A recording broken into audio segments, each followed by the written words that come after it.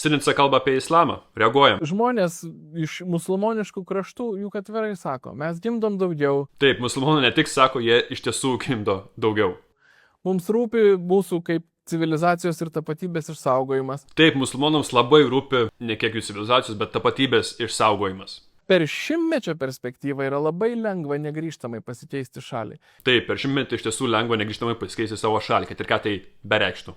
Ir musulmonai, jų organizacijos, jų imamai, kurie kalba, jų socialiniai tinklai, jeigu tu ten pasižiūri, jų leitmotyvas yra, mes esam teisingoj krypty, mūsų čia tik daugėja, saugokim savo tapatybę, burkimės į bendruomenės, tie europiečiai bedieviai nyksta ir jie išnyks, o mes čia liksim vietoj jų gyventi.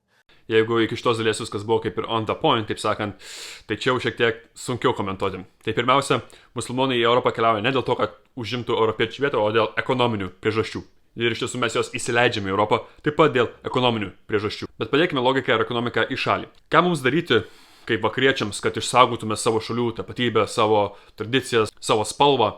Tai realiai vienintelis šansas išsaugoti save yra daryti taip, kaip musulmonai daro, kad išsaugotų save. Priimti islamą, priimti Dievą ir pasakysiu, kaip būdamas 50% žemaitis, tausuoti, įgerti šeimą.